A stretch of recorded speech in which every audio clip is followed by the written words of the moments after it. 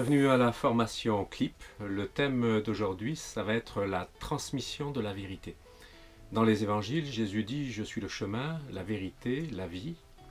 Et nous, dans notre langage habituellement, nous disons « Nous avons la vérité ». Je voudrais vous faire réfléchir en disant, comme le Christ dit « Je suis la vérité », au lieu de dire « Nous avons la vérité ». Alors peut-être que cette expression vous surprend, vous choque, vous interpelle, mais j'aimerais vous y faire réfléchir, et pour réfléchir à cela, j'aimerais prendre un texte biblique, un texte qui se trouve dans la deuxième lettre de Paul à Timothée.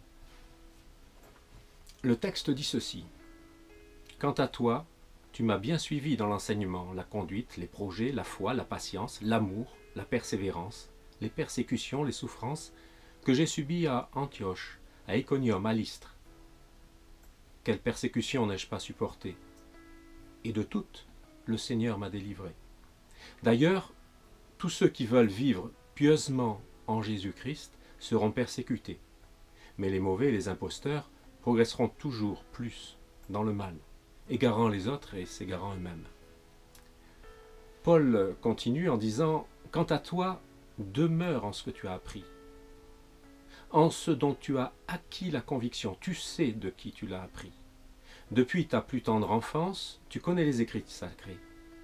Ils peuvent te donner la sagesse en vue du salut par la foi qui est en Jésus-Christ. » Et il rajoute « Toute écriture est inspirée de Dieu et utile pour enseigner, pour réfuter, pour redresser, pour éduquer dans la justice, afin que l'homme de Dieu soit à la hauteur, parfaitement équipé pour toute œuvre bonne. » Dans un premier temps, je ne voudrais pas m'arrêter sur « toute écriture est inspirée de Dieu ».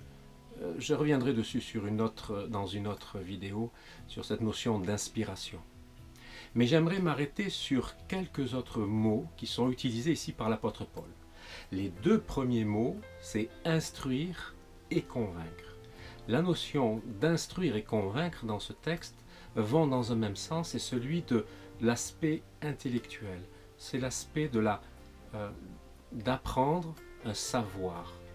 J'aimerais m'arrêter d'abord sur ces deux expressions, instruire et convaincre. Les deux vont dans le même sens, c'est celui de l'instruction, mais derrière le mot convaincre, il y a la notion d'argumenter. Et dans cette argumentation, il y a une notion intellectuelle, de réflexion. Il est donc surtout question dans ces deux mots d'un savoir qui est juste, qui est droit, qui est conforme à l'enseignement. Le deuxième groupe de mots sur lequel j'aimerais retenir votre attention, eh bien, ce sont les mots corriger et aussi le mot instruire. Dans la pensée traditionnelle, corriger est associé à punir. Dans ce texte, j'aimerais vous faire réfléchir plutôt sur l'idée de c'est un accompagnement. Je vous donne un exemple. Quand j'étais jeune, j'ai appris à jouer au tennis et le professeur de tennis me montrait le coup droit, le revers, et ensuite il me faisait travailler ce geste, répéter, jusqu'à ce que ce geste soit connu, su, automatique, pour pouvoir le répéter régulièrement.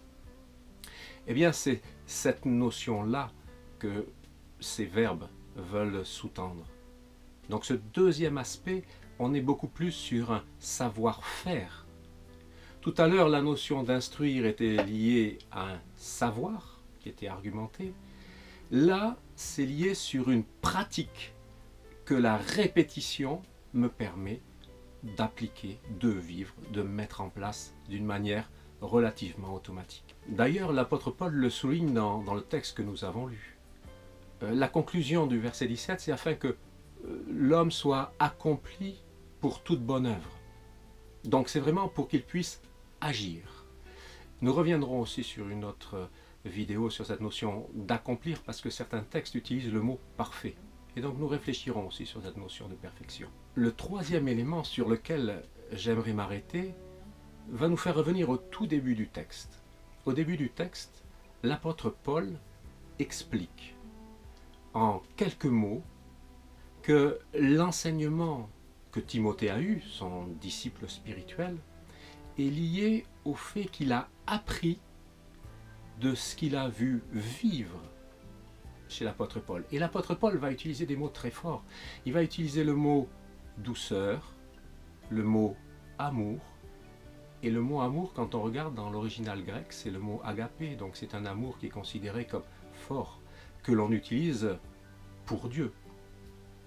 Donc il est intéressant de voir que l'apôtre Paul va expliquer à Timothée que la vérité, c'est ce qu'il a vu vivre dans son comportement. Il va dire dans sa douceur. Et peut-être ça peut nous surprendre, un apôtre Paul doux, on a plutôt tendance à penser à un apôtre Paul violent. Mais il va lui dire dans ce texte, il va lui dire, tu m'as vu vivre ça. Et c'est intéressant parce que nous arrivons à une troisième notion. Tout à l'heure, je vous disais qu'il y a un savoir juste, il y a aussi un savoir-faire juste qui s'apprend par la répétition, par l'apprentissage. Mais le texte nous dit qu'il y a un savoir-être juste. Et l'apôtre Paul nous dit que ce savoir-être juste, c'est ce qui confirme à Timothée que son savoir intellectuel est bon, est juste, est vrai. Qu'a donc appris Timothée? Que ce n'est plus un simple savoir, que ce n'est plus un simple savoir-faire, mais que c'est aussi un savoir-être, et que la vérité est l'ensemble de ces trois éléments. Et donc, comme Jésus disait « Je suis la vérité », Paul est en train de dire que la vérité, pour que je puisse la transmettre, doit être pleinement incarnée dans ma vie, dans ce que je suis au plus profond de moi-même. Et comme le disciple doit ressembler à son maître, je ne peux pas simplement dire que j'ai la vérité, parce que sinon je passe à côté de l'essentiel, mais je dois être la vérité. Je vous souhaite de méditer pleinement ce texte, d'y réfléchir, d'en discuter peut-être avec des amis, et de nous retrouver à la prochaine vidéo.